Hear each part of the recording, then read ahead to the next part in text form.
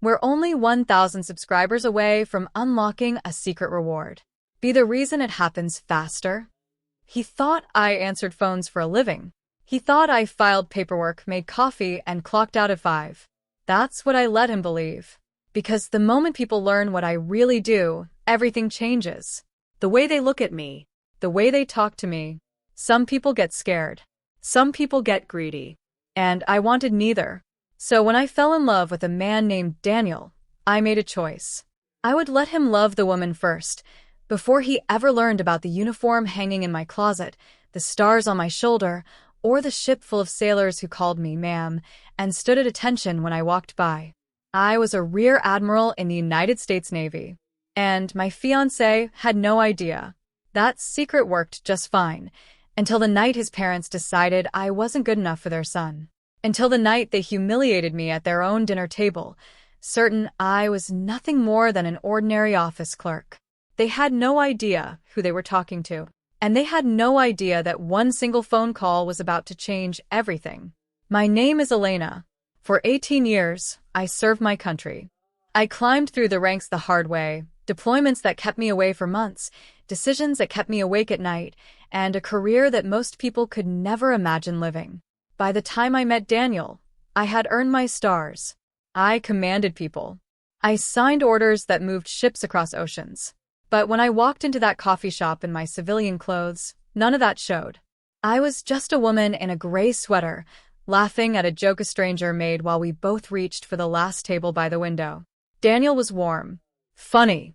He worked in marketing, lived a simple life, and had no idea that the woman he was falling for spent her days reviewing classified briefings.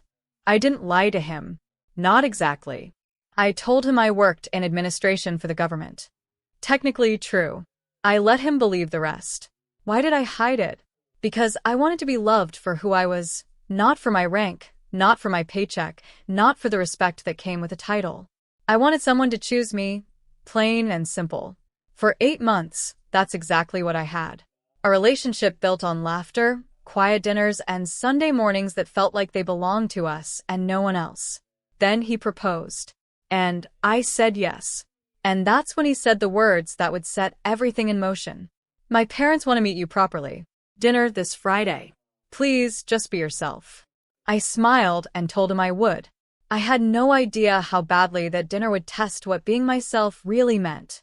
Daniel's parents lived in a large house on the edge of town, the kind with a circular driveway and a chandelier you could see through the front window. His mother, Carol, had a reputation. Even Daniel admitted it with a nervous laugh in the car. She's just particular, he said. Don't let her get to you. I wore my oldest coat that night. Not because I had nothing better. My closet held enough decorated jackets to fill a museum exhibit. I wore it because I wanted to see something. I wanted to see how people treated a woman who looked like she had nothing to offer. It didn't take long to get my answer. Carol opened the door, looked me up and down, and said, "Oh, you're smaller than I imagined." Not a compliment, a measurement. Dinner started polite enough. Then the questions began. So, Elena, what is it you do again? I work for the government, I said simply. Carol's smile turned thin. Doing what, exactly? Administrative work. Scheduling. Coordination. Daniel's father, Richard, chuckled into his wine glass. A secretary, then. I didn't correct him. Carol leaned back in her chair, studying me like I was an item on a menu she wasn't sure she wanted to order. Well, she said, Daniel could have done better, but I suppose someone has to answer the phones. The table went quiet. Daniel opened his mouth to defend me, but Carol raised a hand, silencing him like he was still 12 years old.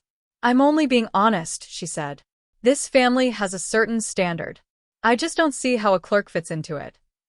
I sat there, calm, my hands folded in my lap, saying nothing, because I already knew something they didn't. The night didn't get better. It got worse. Carol brought out old photo albums, showing off Daniel's ex-girlfriend, a woman from a good family, she said, with a law degree and a father who owned 3 car dealerships.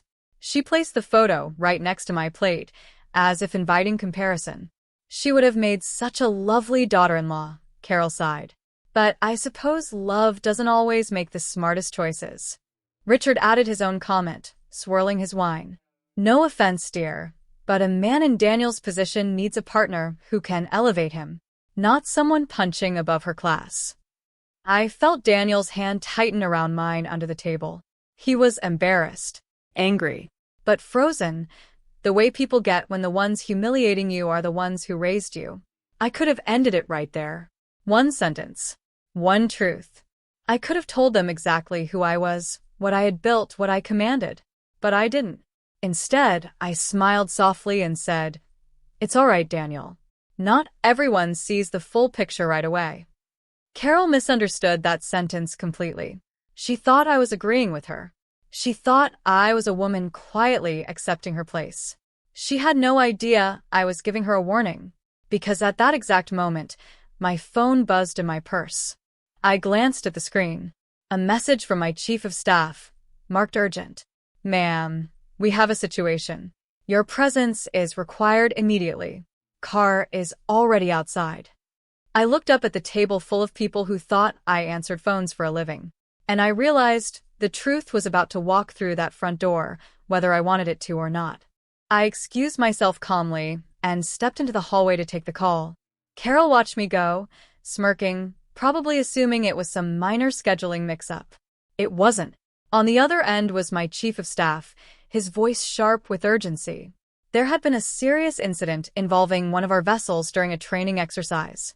Communications were down. Command needed a decision-maker on site immediately, and that decision-maker was me. "I need 10 minutes, I told him. "Send the car to the front." When I returned to the dining room, everything about me had changed. My posture, my voice, the calm authority that 18 years of service had carved into me. "I'm sorry," I said, "but I have to leave. Something urgent has come up at work." Carol rolled her eyes. What could possibly be urgent about filing paperwork at this hour? That's when the doorbell rang. Not Daniel's doorbell tone, a sharp, official knock. Richard opened the door, and there stood 2 uniformed Navy officers, standing at perfect attention. "Ma'am," one of them said, looking directly at me, "the vehicle is ready. Admiral, we need to move quickly." The room went silent. Carol's wine glass stopped halfway to her lips. Richard's mouth opened, but no words came out. Daniel stared at me like he was seeing a stranger for the first time. "Admiral?" Carol whispered. I turned to her, calm and steady. "Rear Admiral Elena Whitfield, United States Navy. I command over 4,000 personnel and oversee operations most people in this room couldn't imagine." I picked up my coat, my old, worn coat, and looked at her one last time. "You were right about one thing tonight, Carol. Not everyone sees the full picture right away." And then I walked out the door, sailors falling into step beside me, leaving the family speechless at their own dinner table. Word travels fast in small worlds like theirs. By the time I resolved the situation at base, a communication failure that thankfully caused no lasting harm, just hours of stress and quick decision-making, my identity was no longer a secret. Daniel called me that night, his voice shaking. "Why didn't you tell me? Would it have mattered?" I asked. "Would you have loved me differently if you knew?" He was quiet for a long moment. "No," he finally said. "But my parents would have treated you like a human being from the start." That was the heart of it. I never hid my rank from him, because I was ashamed. I hid it because I wanted to know if people could see my worth without a title attached to it. Daniel had passed that test every single day, for 8 months. His parents had failed it spectacularly in one dinner.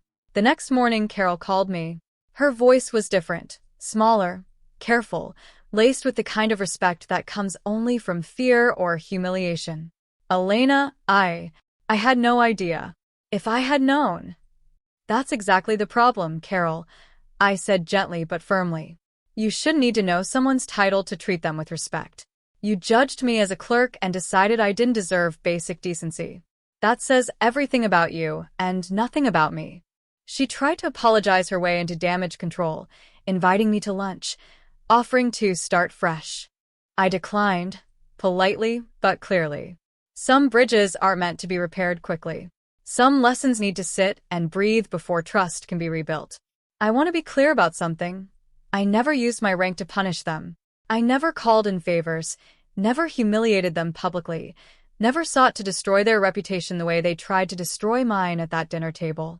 My revenge was simpler and, in some ways, far more powerful. I let the truth stand on its own. I let Carol sit with the memory of every insult she threw at a woman she assumed was beneath her, knowing now that the clerk, she mocked outranked generals, commanded warships, and held a level of respect she would never fully understand. I let Richard remember his comment about someone punching above her class, now knowing exactly whose class he had been speaking to. Sometimes the most powerful revenge isn't destruction. It's simply revealing the truth and letting people live with what they said before they knew it. Daniel, to his credit, didn't try to smooth things over or make excuses for his parents. He was angry, genuinely, deeply angry, that the people who raised him had shown such ugliness to someone he loved. "I'm sorry," he told me over and over in the weeks that followed. "I should have stopped them. I should have said something. You will next time," I told him. "That's what matters now." 6 months later, Daniel and I married in a small ceremony, not the extravagant affair his parents had once imagined for their elevated daughter-in-law, but something quiet, honest, and entirely ours. Carol and Richard attended. They sat quietly, respectfully, in the second row. Carol even approached me afterward, her eyes glassy. "I judged you the moment you walked through my door," she admitted. "Not because of what you did, but because of what I assumed you couldn't have done. I was wrong, and I'm sorry it took public embarrassment for me to see that."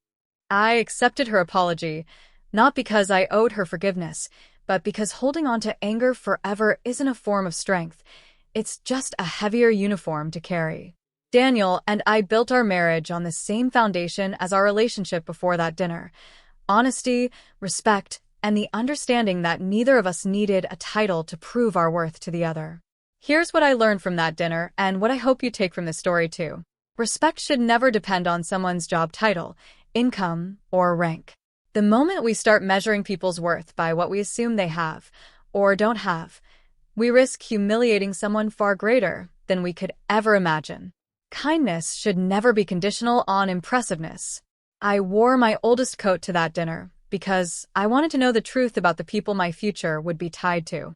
And I got my answer, loud and clear, before I ever had to reveal a single medal or title. Sometimes the people who judge you the fastest know the least about who you really are. So, the next time you're tempted to measure someone's value by their appearance, their job, or their bank account, remember this story. Remember that the woman in the old coat, quietly answering their insults with patience, might just be the Admiral standing at the door. Treat everyone with respect, not because you might be wrong about who they are, but because it's simply the right thing to do.